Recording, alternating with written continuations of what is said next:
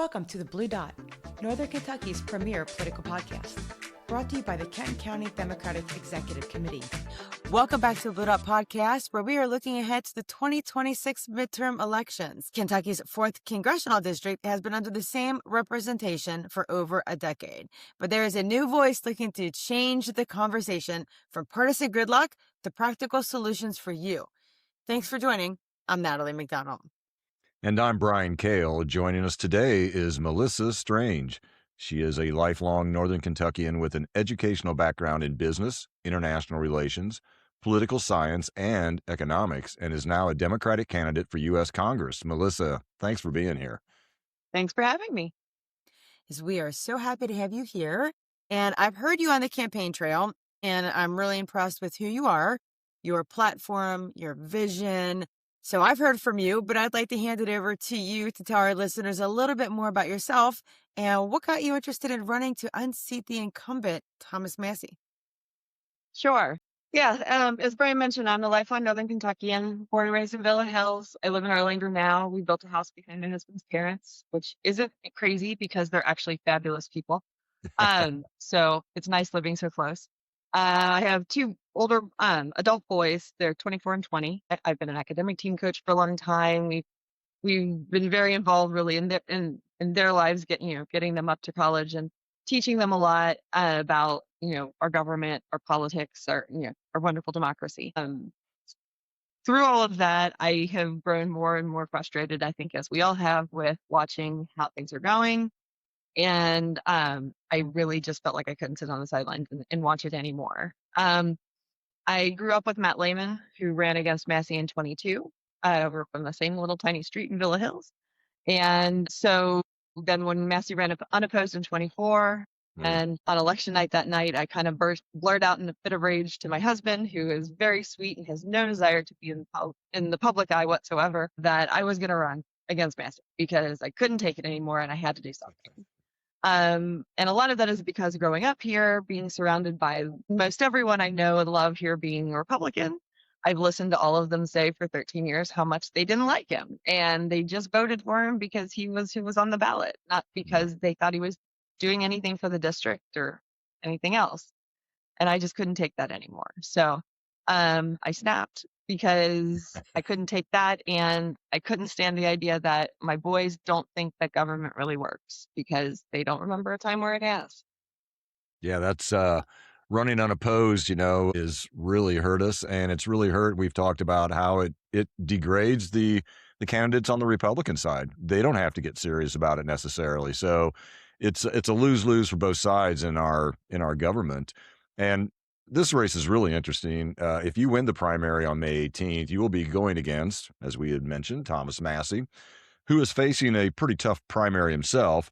And then there is the problem of his voting record and inability to have passed one piece of legislation in 13 years in Congress. It seems to me that he's pretty vulnerable. Definitely. I think he's definitely scared. Yeah, as you mentioned, his voting record, he has never, until the Epstein Act last year, he had never successfully passed a piece of legislation. He's voted against plenty. Pretty much it feels like just about everything that earned him the reputation of Mr. No in Congress. But he has literally not passed anything, and definitely nothing for this district. Most of any of the legislation that has been presented in the last several years that would have helped this district or problems that we're facing, like the infrastructure bill with the funding for the Brent Spence Companion Bridge, he voted against. And his justification is typically always the cost of things or other things bundled into the bill. And I understand that logic to an extent.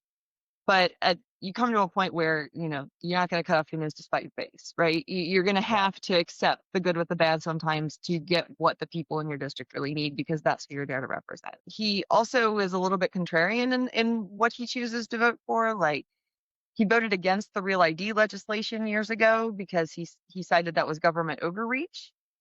But now he's voting for the SAVE Act. So I don't really understand. I can't really reconcile that there, how that wouldn't be also government overreach in his mind. He voted against a bill to stop forced organ harvesting that condemned the trafficking of harvested human organs. it was like a 406-1 vote. He was the one. It doesn't make sense what he does, but He's he always that doesn't do one. He's always right. that one Poor weird Rand vote you Paul do. Yeah. in the Senate. Anytime you see a vote in the House where there is a very micro minority, like 1 or 2 against, you can look it up. It's almost always him. And so because of that, he ticked Trump off enough that now Trump's got to handpick somebody to primary him. And I think he's nervous. I talked to a lot of people in the district, and it's really kind of funny because everybody I talk to starts with or prefaces it with, I know I'm in the minority, but I think he's going to lose the primary.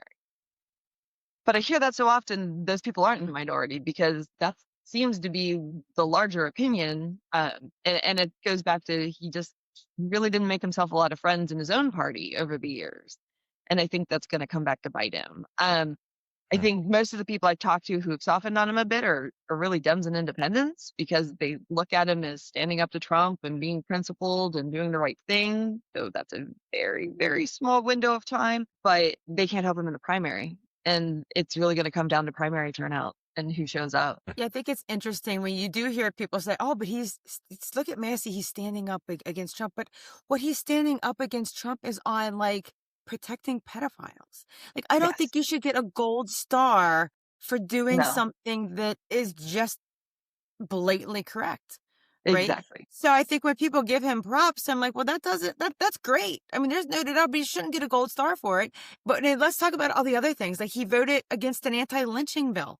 Like you said, all of these things. So, I just think that I think that people are giving him a pass a little bit. Like you said, it's like kind of like Democrats and independents, and we'll see what happens because we'll see how much of a stronghold Trump has with his pick in this primary. Be really interesting. Yeah. Definitely. But well, that's enough kind of about his platform. We already know that we don't want that. Nobody wants that, right? How about yours? I know you talk a lot about affordable and accessible quality of life. If you could pick, I guess, a couple, 1 or 2 federal policies that you'd champion to really help working families in Kenton, Boone, and Campbell in your district, is there anything that kind of sticks out to you that you would really want to go and fight for? Sure. So there's a lot of things. I mean, again, when you look at the major issues that are affecting most people right now, between just affordability, living wage, healthcare, education, all of those things, a lot of them kind of have a foot in both the state and federal world. So different types of legislation that can do different things. And some of it leans a little bit more towards state. But I mean, I think first and foremost, this tariff issue has got to be overturned. Congress is the one with the authority to enact tariffs, not the president, and they're letting him do it. So that is something that is immediate, that is putting so much additional cost burden on families that were already really stretched with inflated prices and everything else that we were already dealing with. Another thing I think that really would be a policy from a federal level that I think we could really make a difference for a lot of families is the Child Independent Tax Care Credit.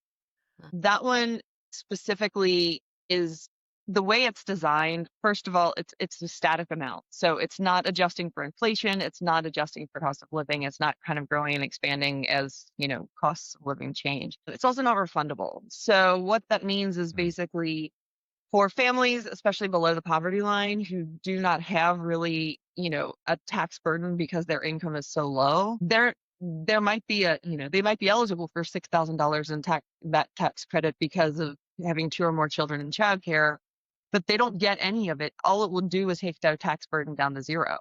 So if they're already at 0, that $6,000 credit means nothing to them. They should be able to receive that as a refund and actually have it count towards something more than just decreasing their burden. They should be able to recognize, to realize that money.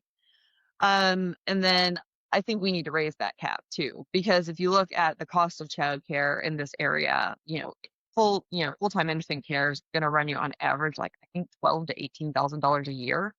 And right now, the child tax care credit for 1 is $3,000 and 2 or more is $6,000. It's just not enough. So we have so many families in this area and really across the country who are spending a huge portion of their income on childcare. Then when you couple it with the housing affordability issues that we have here, and they're spending probably the rest of that income on housing, it doesn't really leave a lot a lot of room to do much else with that income that they're working so hard and taking time away from their families to be able to earn. They're really just surviving. Yeah, that's a similar issue, and it would dress in a different way, like pre-K for all, Uh-huh. whereas you're, allowing enabling parents to have stable and reliable childcare, which allows them to get back into the workforce, even altogether, or at least in a full-time basis, perhaps, or whatever, or more, which is going to help us. It just helps grow the economy. It helps turn these families into consumers, which, grows everything and helps everybody. It's a great economic stimulus. And your point about the people who need, that childcare, for instance, tax credit or those dollars for childcare the most, because the way it's set up, are the ones who don't get it. I mean, that is just absolutely contrary to what I think we're trying to achieve. And of course, of course, big hot topic.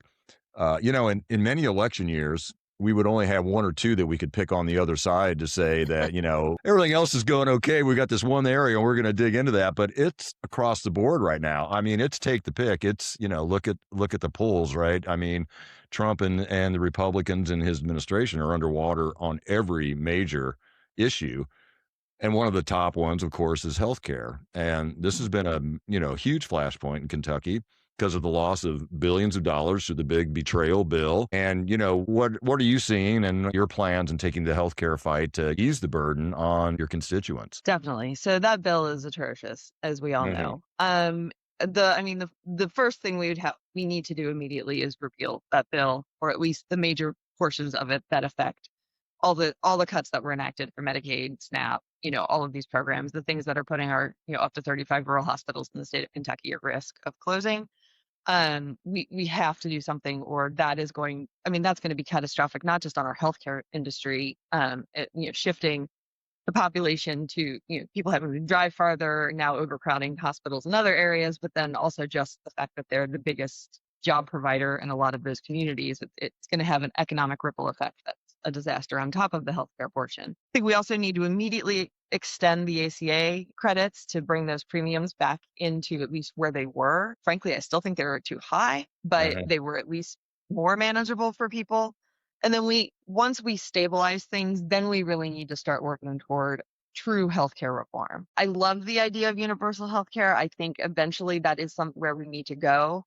As with any major change, I think sometimes you have to maybe take a more stepped approach to get there. But I think that we can lay out a plan to work toward that as the goal. And I think it should be the goal, because I think, we have to keep our people healthy to keep our economy healthy. If people are sick and struggling, then they're not working. All of it, it's like, it's a house of cards. It all is dependent on on the other. And the minute something breaks, it all collapses. So I think that's something that we really have to do. But whatever we do, we have to do it right. And we have to do it very, very deliberately, so that we aren't continuing to fight this fight years down the road. We don't have this pendulum swinging back and forth of, we enact legislation when we get power, and then half the country hates it. And as soon as that pendulum swings back, they undo it and enact stuff that the other half of the country hates. And it just goes back and forth. We're never moving forward. We're just kind of stagnant. So I think we have to make some major reforms with all of those systems, but we need to be really careful on how we do it, and we need to make sure we're taking a really measured approach that creates change that will last. And that's why we need somebody in Congress who's not going to just vote no on everything. Right. Uh-huh. And you talk about all of these issues, even immigration and healthcare. And, I think Trump had a healthcare plan he was going to roll out in 2 weeks in his first term. Right. Always So 2 weeks. but there's no legislation being proposed. It's just making fires and putting out fires. So we need someone who's going to go in there and say, let's sit down and let's get some legislation banged out. Let's do something that's going to be long lasting for people. And like you said, all across the spectrum, people don't like this. They don't like the chaos we're in. And in the 4th district, we have quite a diverse mix. We have kind of the urban centers of Covington and Newport. We got the suburbs, got some rural stretches down there on the Ohio River. You're going to have to be able to, connect with all of these people across the district, Republicans, Independents, Democrats. Everyone's looking for change, right? So how do you plan to be able to like reach out to people from such a diversity of areas that you'll be representing? Yeah, it's a great question. Again, this is a big district. It's 21 counties. It goes as far east, almost to Ashland, and it comes all the way back across the top of the state down, and it snakes down all the way to Bardstown. So, it's quite a lot of ground to cover. Although I won't complain. I know others in other states who have much larger geographic districts, which I couldn't imagine. But it is very, very diverse. I mean, we have the top and bottom and everywhere in between on the socioeconomic spectrum. We have rural, urban, suburban. But the one thing that's been kind of interesting as I've traveled around, because I think the number one answer to that question is you've got to show up. You have to be present. You have to be where the people are. You have to talk to them. And really more importantly than that, you got to listen. And I much prefer to listen than talk to people. I like to go down and hear that. Actually, I had somebody say to me the other day, gosh, when I first met you, you were so quiet. And I said, that's because when I want to take it all in. I want to listen. I want to hear. I want to understand before then I act. But you have to be where the people are, and you have to talk to them, and you have to understand. But what I've found that's fascinating to me, and this was actually kind of I'm surprised that it didn't occur to me sooner. But as I travel around, it's really easy to say urban versus rural, or suburban, or like to kind of just categorize them into those broad groups. But so far, every single county I have been to, no matter how similar they might be to their neighbor being urban or rural, they all have their own distinct personalities. Every single one of these counties is different, and what they need is different. What's important to one of them is maybe not a huge issue for another one, but then this is huge. And so you really have to understand each distinct personality, not just that. Like growing up here in Northern Kentucky, I think, Boone, Kent, and Campbell, I bundle them all together. That's home, right? But they're still, even within those three, they're very different, and they all have different personalities. So you have to be on the ground, and you have to be interacting with them and engaging to really understand how different their needs are, and make sure that way you know what you need to be representing and what's really important. Because if you did it just if you sat in one little corner of the district and decided you knew, you're gonna miss a huge, huge, huge part of the population. Yeah, that's really interesting that you would say that, because way back in the day, I took a history of Kentucky class at Thomas More, when it was Thomas More College, Mhm. from Professor Bill Bryant, who's Mm. passed away now, but a great guy, great guy. But we have 120 counties in Kentucky, which I don't know if that's the most counties per geographical size of a state, but I mean, it's a lot, right? And a lot of states don't have that many. And he talked about, just because of, they're almost like these little fiefdoms. Everybody had their own personality, their own needs. They were all kind of very, I don't want to say isolated, but they were kind of our community. We want what we want type of thing established all these counties. And then what you just said kind of just reinforces that notion that as close as they are, and they can border on each other, but as soon as you cross over, they are different in many ways. I think it's really interesting. And then I love when you talked about the healthcare and how we need to be very intentional about it, and a lot of planning, right? And it's a long-term plan. It's going to be a step process. Like, for instance, you're a professional. We've all been professionals. I'm retired now, so I'm the only one who doesn't have to worry about planning anything. It's great, by the way. But in your professional life, if you didn't plan things and were very intentional and step things out and really had a vision and a goal and how you were going to get there, you wouldn't have a job, right? Oh, But yet in government, which is probably one of the most important, arguably one of the most important functions there is in our society, we've lost that. So that's going to require you, and especially as hyper polarized as we are, it's going to really require you to sit down with those Republican colleagues, and you may have to kind of encourage them or force them a little bit down this path. And we need to take our time and plan this out. And we can't go for these quick hit, bites that, that get us a little bit of popularity for a couple of days and then they're gone. So how do you do that? What have you had in your experience, and what have you seen that makes you feel like you're the right person to sit down and be able to do that? sure. So So yeah, planning has been my job. I was a director of demand planning and production planning for years and years and Okay. years. Now I'm a You're supply chain perfect. strategy director. So Right. yeah, planning is sort of what I do. And definitely tons of experience in trying to bring people together, trying to collaborate, leading teams, working toward a solution to a complex problem when you've got a lot of different, voices and opinions in the room.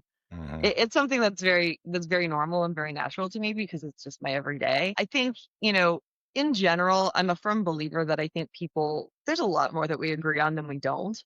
It maybe sometimes is packaged a little bit differently, but for the most part, like the core, you know, at the core, a lot of it is pretty similar enough that there's a lot of common ground there you can find to work with. I mean, sure, there's some hot button issues that are more polarizing, and those are the ones everybody wants to focus on. But I think that there's a lot of stuff, especially when we're talking about issues like economic issues and healthcare, things that are really less truly controversial and more just about basic life needs and quality of life that I think most people probably don't so broadly disagree on. And I think you just need to sit down and talk about it.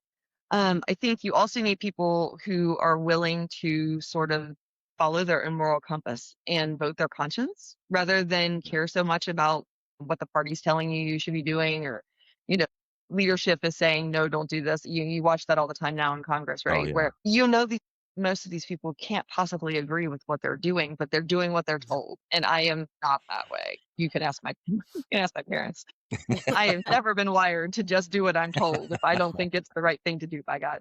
So I think that's something that people need to be able to have a little more courage, I think, to be able to stand up and do what's right when they know it's the right thing to do. The other thing I think is we don't need to make everything, I feel like this is always the narrative.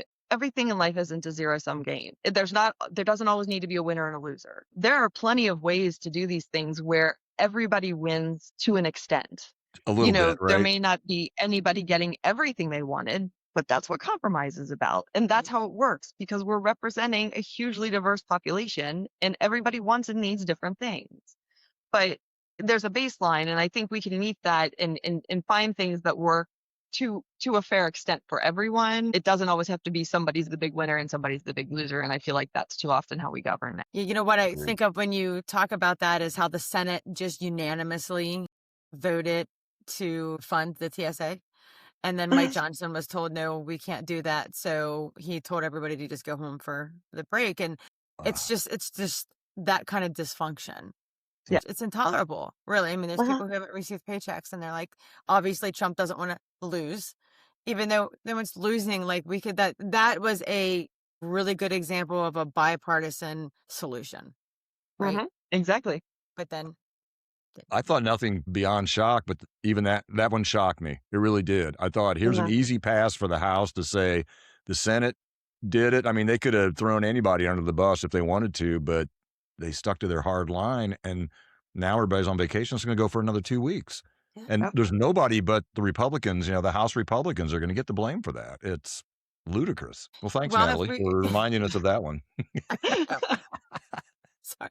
Well, if we want to talk about accountability in Congress, you're part of a really cool group of candidates who've been working in D.C. called Take Back BAC Congress. And this is really for balance and accountability with our candidates. And it's a political action committee focused on electing Democratic candidates who pledge to enact certain reforms. You have certain pillars, I think, right? Yep. It's a super fascinating group. So I'd love to hear a little bit more about it. I heard a little bit, but tell us more. Sure. So, yes, I'm so excited to be part of this group. It's been a fantastic experience so far, and I know it will continue to be. Basically, we are a coalition of all congressional level candidates. So, mostly House, but we do have some Senate candidates as well. But from across the country. And basically, we've come together and aligned around 5 core principles that we feel like are not being discussed by either party. We can guess as to why, but why they're not addressing these things. And these are things that, quite honestly, pretty much all Americans feel are critically important. And everywhere I go, no matter who I talk to, Democrats, Independents, Republicans, doesn't matter. When you talk about these things, everybody in the room's going, yes. Like they feel it. They all agree. It transcends the political spectrum. It doesn't matter. Everyone feels that these things are important, yet nobody in positions to do anything about it are actually talking about them. So we came together and said, you know what, we will. And if you send one or two of us to Congress and we feel this way, well, we're, little fish in a big pond trying to make anything really significant happen in terms of change. But if there's a whole bunch of us who feel this way and you send, some or all of us there together, well, now we've already got a caucus and we are already bound together and ready to go in there and bring more people into the fold and truly try to make change. So the 5 pillars are, again, things that to me are basically no-brainers. Well, the first time I read them, I said, yes, absolutely, sign me up. I completely agree. And they are congressional term limits. So right now we're proposing 6 for the House, 2 for the Senate. So 12 years each. Again, you could be in Congress for a total of 24 years. I think that's plenty long enough. I know I don't plan on being there that long. I want to retire at some point in my life. But the whole point is, you're there to serve the public. You go in, you do your time, you serve the public, you go home. The second one, which is also huge and might even come before you could do congressional term limits, is overturning Citizens United. Absolutely. 100%. As we all know, it is one of the most consequential and really devastating decisions that has been made in a very, very long time, and it is solely responsible for the massive influx of dark money and money from corporations and billionaires and everything else that you see and hear about all the time that are flooding our election system. It makes it so difficult to really nearly impossible for the everyday American to engage in this process and actually want to run for office. Mm-hmm. And I say that as someone who, again, assuming I make it through the primary, will be up against one of 2 candidates, both of whom have millions in the bank and billionaires waiting in the wings that just keep funneling money to them. So I'm not going to be able to outspend them. I'm just going to have to outwork them. Yep. Because there's no other way to do it, but it still makes it extremely difficult. The third thing is a ban on stock trading. Again, this to me is the most obvious of all of them. If you are part of the body that is enacting legislation that creates policy which moves the markets, and you have that knowledge up front before that's going to take effect, there's absolutely no reason why you should be allowed to be trading stocks. Right. Again, both sides have been guilty of it. If this is not a partisan issue, it is simply wrong and it needs to stop. The next one is a moratorium on lobbying. So far too many people go to Congress, yield that position of power for whatever period of time, leave, and then immediately turn around and turn that in a way to make money for themselves by working as a lobbyist and taking advantage of that power that those connections that they still have. I believe there's maybe like a 1 to 2 year cooling off period. Right now, we're recommending 5.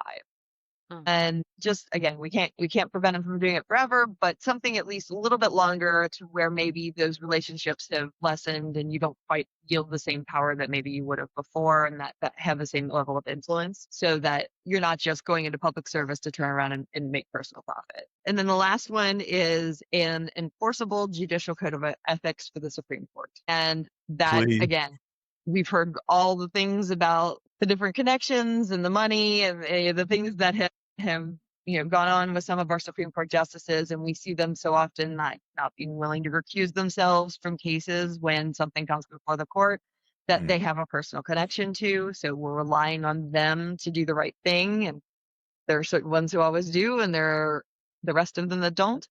So I think we definitely have to have some way to universally across the board. Right now it's on the honor system, and that's clearly not working. So we need something that really is more official to say, these are the rules for you too. Yeah. The honor system's not working, Your Honor. Exactly. I mean, I think the people thought surely Supreme Court justices will be above all of this, but they've proven that they're out there, to get what they can, just like everybody else, especially in a lot of the recusal stuff. Yeah, I think those pillars are great, and like you said, no-brainers. I don't know of anyone who could really disagree with any of those. Yeah. And the forming the pack and like you said, having that the power of, of numbers, you get a portion of those people in, you've already kind of worked and organized and have your singular thought process on those 5 pillars and can get right to work. That's a fantastic idea. Yeah, and I should say too, like right now we have, I think, I feel like we add people every day. I think we're up to like 82, 83 candidates right Okay. now. Yeah, Maybe 30. I looked at your website, before the pod, and I was scrolling down the list, and the pictures, the names kept going. I never got to the bottom, so I wondered, wow, that's Yeah, I think we've got fantastic. at least 35 or 36 states, and we're well over 80 candidates right now, and we keep adding. Our goal is to get to at least 100 by the primary. And then really we'd love to have be up to maybe 200 by the general. And some of them, we lose through attrition, like through, some have won their primary, many have won their primaries, some have lost their primaries, but they're still, for us, they're still part of the group. They've still signed on to this. If they run for anything in the future, they're still part of this and they're still pushing the message. So definitely, we'll see who we have in the end, but it's keeps growing. I mean, every day I'll see, 2 or 3 people pop up in our chat like, welcome so and so from this state, because they just keep adding people on because again, everyone can agree with it. And then the nice thing too is that they did form a PAC. I think sometimes PAC can have like a little bit of a negative connotation, but Yeah. the whole point of the PAC is any money that gets donated to the PAC gets just divided equally among the candidates. It's just meant to support the candidates because of things like Citizens United, where we're a Right. lot of candidates who aren't running as independently wealthy people who can just fund our own campaigns. And so it really is just meant to be a source of support for the candidates who are willing to make that commitment. So that's where that is. Wow. Well, so before you can make that, pack and the goals a reality, and even before you get to face off against either Massey or Ed Gowrine, you do have a primary challenger. So you have a primary you have to get through. And can you tell us what, you feel sets you apart, from your opponent in the primary and how you're better prepared to take on Massey or Gowrine in the general? Sure. So yes, I do have a primary opponent. I have a lot of respect for him. I appreciate his desire to run.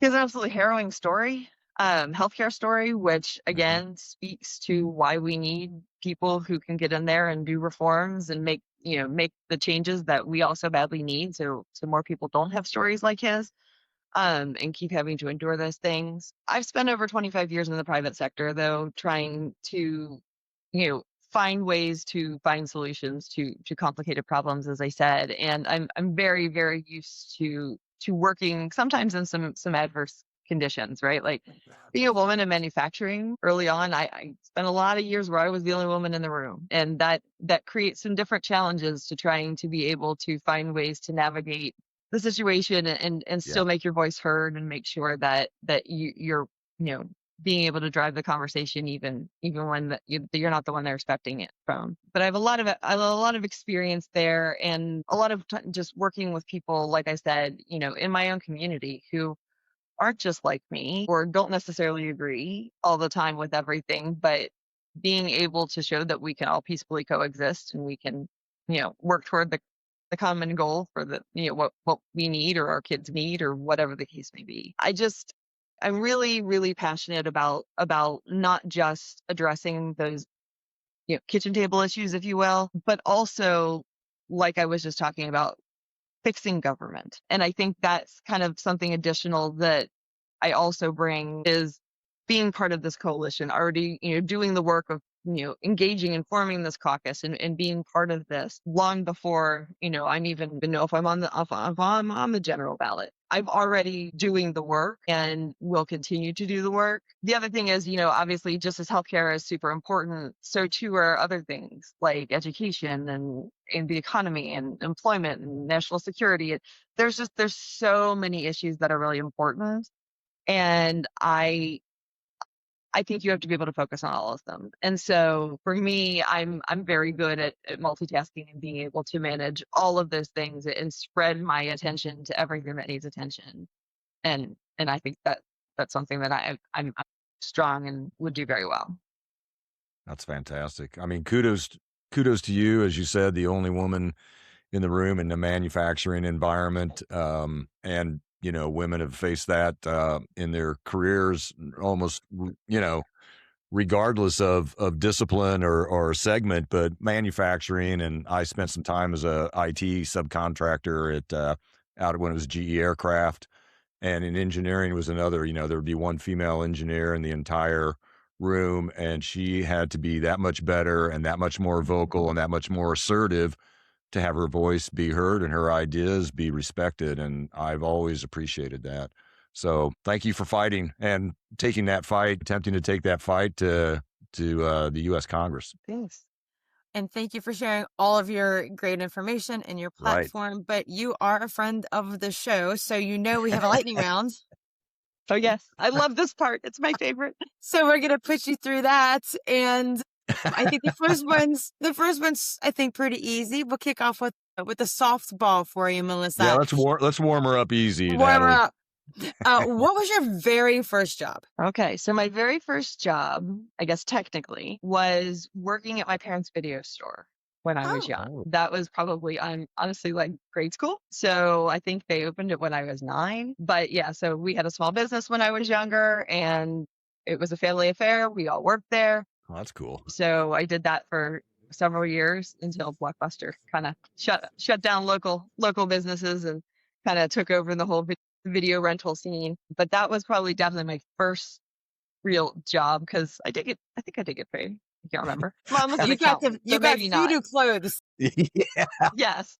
You got to live there. And then my first real job was the moment I turned 16 and got a license. My father drove me. I went to the Gap outlet out on Mineola Pike, and I worked there. And I, to this day, can still gap fold a stack of jeans in record time. It is like automatic. I still do it. I fold all jeans the same way in this house, and it goes back to my days at the Gap outlet. Retail's tough. I've worked retail before. It's not an easy job. Well, this gets into my little geeky heart because I love trivia, and you have been an academic coach for 16 years. You've led undefeated seasons. You've led teams to the Governor's Cup, different academic competitions. And that being said, would you rather be a contestant on Jeopardy or the 1% Club? Yeah, so this one's easy. Jeopardy. Yeah. And mainly because my husband is, like, again, as much as I love trivia and all this stuff, he is like 10 times the level that I am. In fact, tonight's trivia night. We go to the pub every Monday for trivia with him and my son. But my husband, fun fact, was on Who Wants to Be a Millionaire in 2000 before we had kids, right after we hadn't been married very long. Even though it's a very cool story, he made it in the chair. It was super exciting and everything. That Regis, I wouldn't have remembered my name at that point if you had asked me, because with the lights and the stress, it was so stressful. But he has tried forever to get on Jeopardy, and he's made it to the interview rounds multiple times. And they usually say, like, you have to make it several times before they ever let you on the show. And he has gone and he takes the test all the time. And it would crack me up if I made it on Jeopardy before he did. So I would totally do Jeopardy just because of that, because he would be serious and it would be fun. That's a little mean, but but we like it. He would agree. That's awesome. All right, what is one thing you want to cross off your bucket list this year? It's probably a little trite, but get elected to Congress.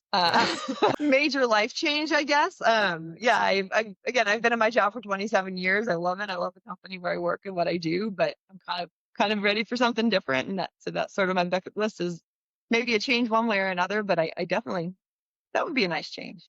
That sounds like a good. Let's do that. Good one to cross off. Alrighty. After a long week, what is your guilty pleasure go-to? It could be food. It can be movies, whatever.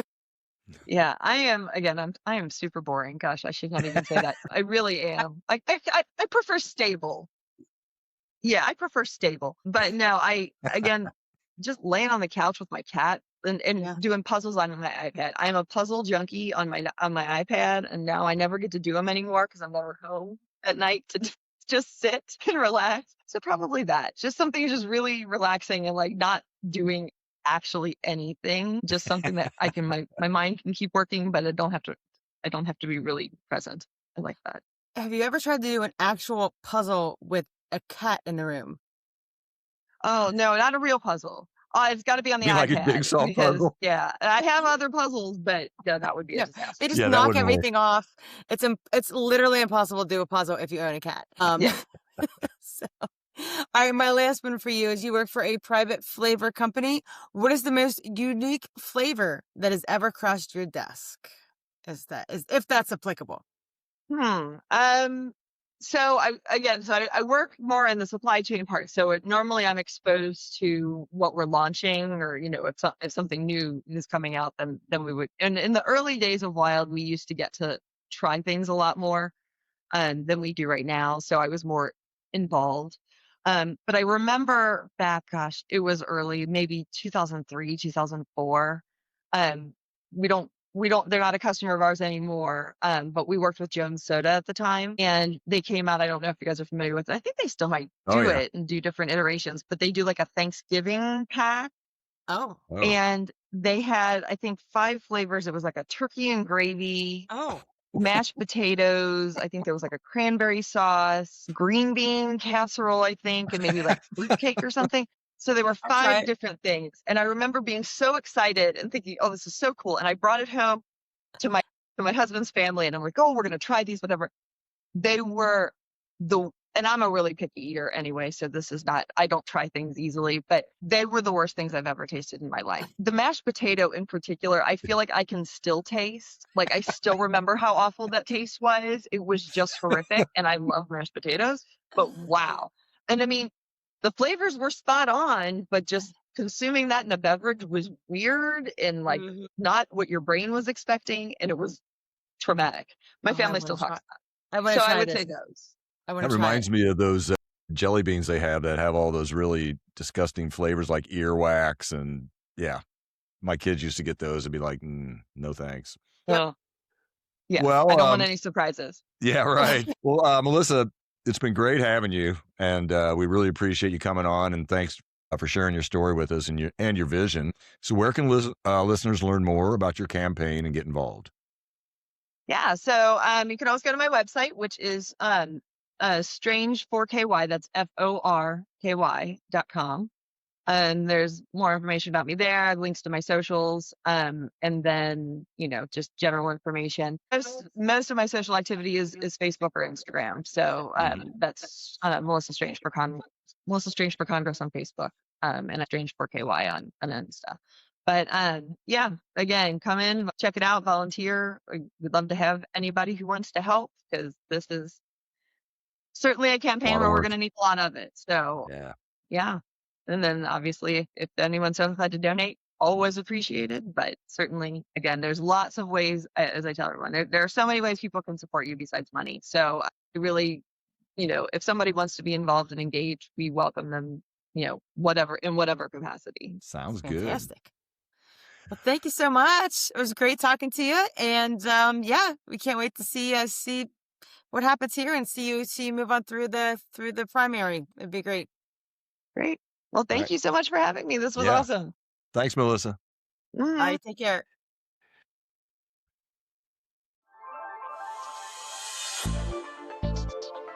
And that's it for this candidate interview. Be sure to subscribe to our YouTube channel so you don't miss any of our upcoming podcasts or exclusive material. And don't forget, you can join the conversation at our Facebook and Instagram pages or at BlueDotPodcast.com. Till next time, stay curious, keep the facts in focus, and never, ever stop fighting for what matters. Peace out, everybody.